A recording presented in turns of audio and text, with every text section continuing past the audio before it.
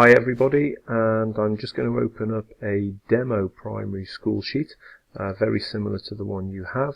When you try and click and open it, you might get, depending on the system you're working on, a security warning up at the top.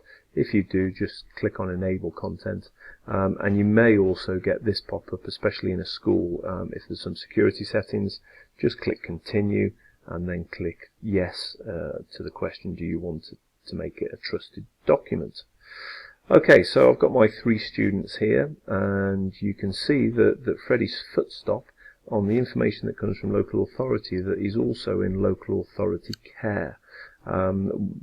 Most of the drop downs, when you click in the cell, they give you the drop down menu for each aspect of data that we're asking for, so that you don't have any sort of incorrect entries, which can be a pain for you to change afterwards. And it also gives you an indication within the comment box here about what might be required for each section.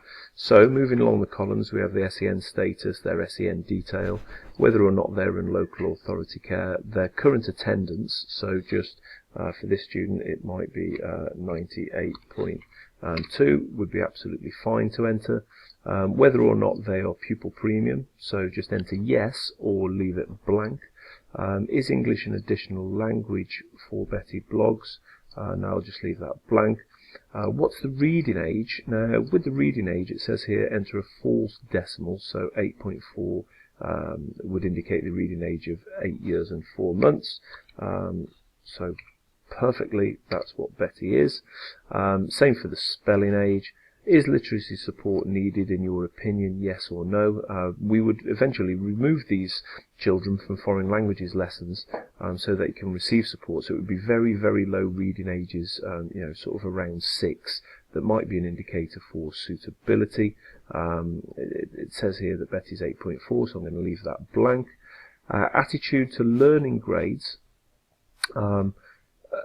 Fairly straightforward. I'm going to attach in the email I send out our descriptors for each learning grade, but they do pop up when you hover over the box and down here. So 1 would be motivated and independent, all the way down to 6, which is sort of continually distracting lessons.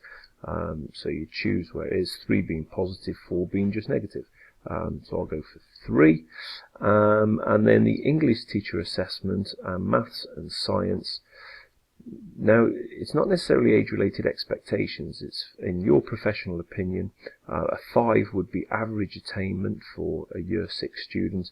And I just want you to give us a snapshot indication, please, whether or not they're above.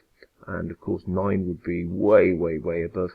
Or whether they're all the way down to 1. Just choose the number that relates to how you think about their performance in English, maths and science. That gives us enough information to be able to initially set them, and later on in the year we will get the Raise Online information with their test scores, where we might fine tune, but more likely we'll just provide our teachers with that information, and we'll go with your professional opinion on their performance, which we think is very valid.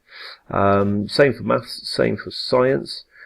So I may go for English. I might identify there as 6, which is just above average. For maths, I think, yeah, they're struggling in maths, so I'm going to identify 3. And science, which is sometimes often similar to their math score, but I'm going to give a 4. Any soft information here would be really useful. It could be about parents, it could be about their social needs. Okay, something fairly simple, but of course it may be quite complex. Feel free to type as much as you want in there. And you may find that actually Betty and Hetty have been really, really difficult with each other lately, and it would be a good idea to split them up and move them to different parts of the house system, or of course the tutor group which that house system revolves around. Keep them together with, to be honest, I try to establish a situation where the students feel like they belong in Chipping Campden School, so I tend not to keep them together unless there's a very, very, very valid reason why they should stay with a student that they've been in primary school for. As an example, last year I only took on 1 parental request, because I felt that it was genuinely in the best interest of the child for their academic progress and for their confidence within school that we kept them together. So most of these, there wouldn't be a desperate need for that. There may be a Chipping Campden house request. It may be a historical thing in the family. Again, it's a very low priority for us, but nevertheless, if I can, I will place them within that house. And for their photograph, whether or not it's allowed, you may have some information. Feel free to leave that blank, as most students don't mind having their snap taken.